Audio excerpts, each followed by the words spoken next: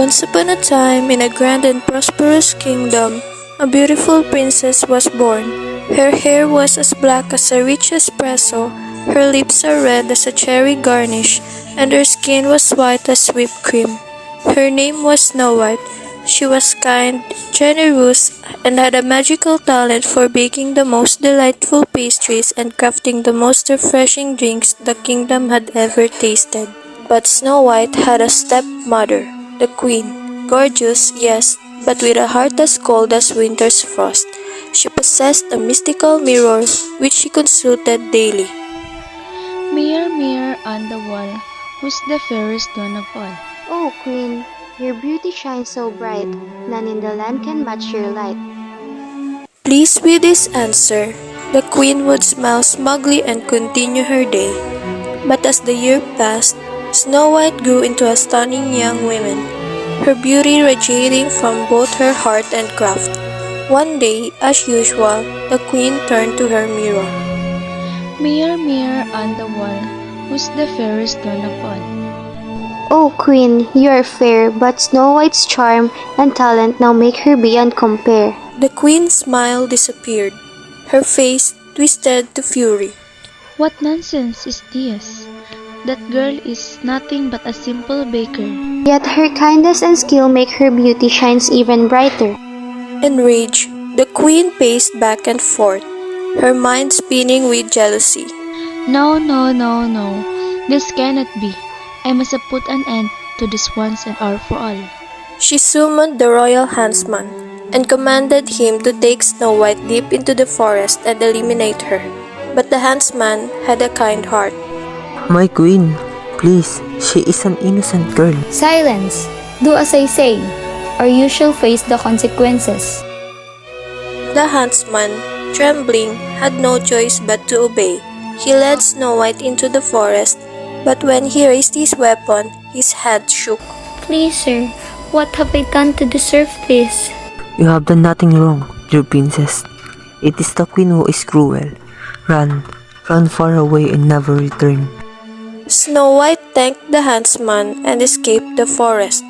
Thank you for saving my life from my stepmother.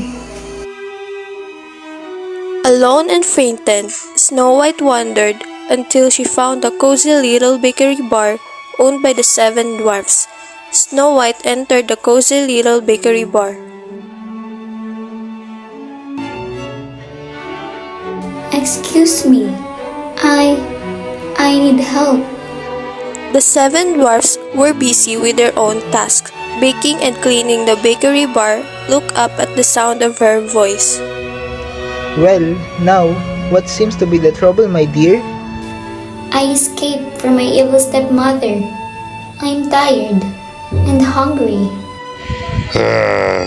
We're a bakery, not a police station. Oh, Grumpy, don't be such a grump. She looks like she needs our help. Yeah, she does look tired. We could help her.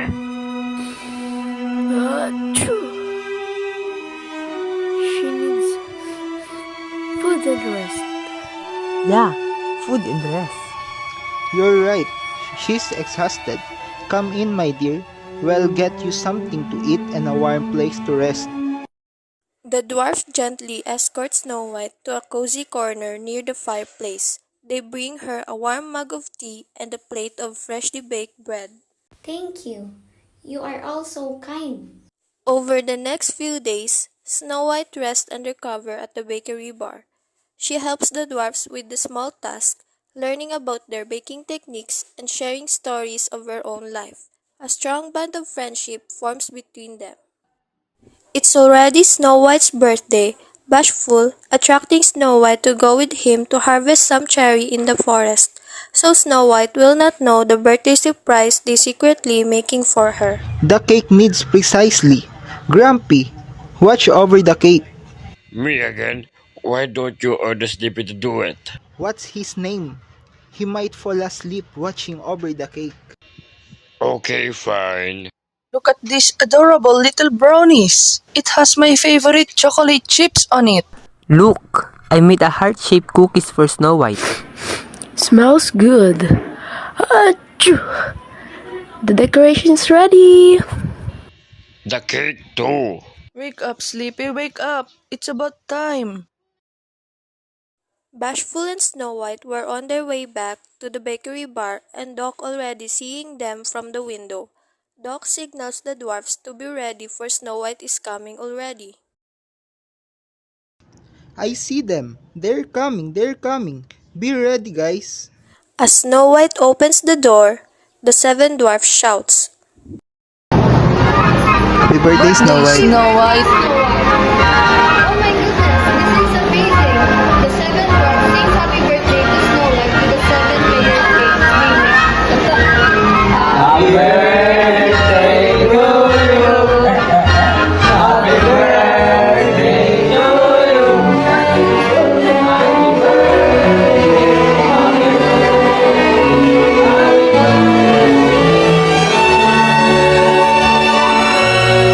Oh my goodness! This is amazing! Snow White blew her candles and they eat together. This was the most wonderful surprise. Thank you all so much. Your bakery bar is truly the most magical place. It wouldn't be so magical without you, Snow White. Meanwhile, back in the palace, the queen once again consulted her mirror. Mirror, mirror on the wall, who's the fairest one of all? Still Snow White, dear queen. She now runs the best bakery bar in the forest owned by the seven dwarfs. That girl, she still lives. Indeed, and her beauty and kindness continue to grow. The queen clenched her fist, her nails digging into her palms, but then a weak idea slithered into her mind. If I cannot rid myself of her beauty with force, then I shall do it with deception. The queen disguised herself as an old bartender. Her robes tattered, her face wrinkled with false age. She crafted a cocktail so enchanting yet so deadly. One sip and the princess would be no more. That evening, Snow White and her friends, the seven dwarfs, was happily celebrating her birthday party at the bakery bar. The air was filled with laughter, the scent of fresh pastries and clinking of glasses. It's so good. The mocktail complement perfectly the cake we're eating. Oh, thank you, my dear friends. This is the happiest day of my life. Just then, the disguised queen entered the bakery bar holding a shimmering goblet. My, such a splendid celebration. Hey, hey, who are you? Snow White. Do you know this old woman? No, I don't know her, but let her come in. It's already cold outside. She's an old woman. Hello, my dear.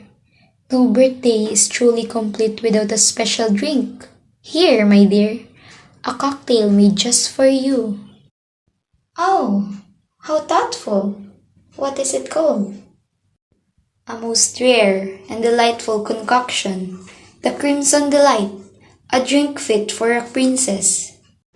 Snow White, wait! We don't know this stranger. Oh, but she seems so kind. And what a beautiful drink it is. Snow White took the goblet, lifted it to her lips and took a delicate sip. The moment the liquid touched her tongue, her smile faded, her vision blurred, her body weakened, and in a mere second she collapsed to the floor. The seven dwarfs worried. The queen let out a wicked cackle, throwing off her disguise. She turned and vanished into the night, her laughter echoing through the air. The dwarfs surrounded Snow White, tears brimming into their eyes. A prince, supposed to be a customer to the bakery bar, entered the bakery bar.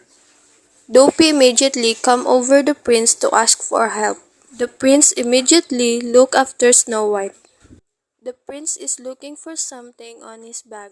It's the cure for the poison. The prince carefully opened the mouth of Snow White and poured the medicine on it. In just a mere second, Snow White got conscious. Snow White, you're alive! Thank you for saving my life. I don't know how to thank you enough. Back in the palace, the queen consulted her mirror to show her what's happening to Snow White right away. The mirror shows that Snow White was saved by a prince and still alive. Because of what the queen saw in the mirror, the queen got very angry. She grabbed the goblet with the cocktail she made for the Snow White, and she forgotten about what she did in the cocktail. The queen drank the cocktail all out. The queen died by her own trap. Back in the cozy little bakery bar, the seven dwarfs, Snow White, and the prince were happily eating some pastries and enjoying every sip of mocktail Snow White made. Someday my prince will come. Someday we'll meet again, and away to his castle we'll go to be happy forever. I know.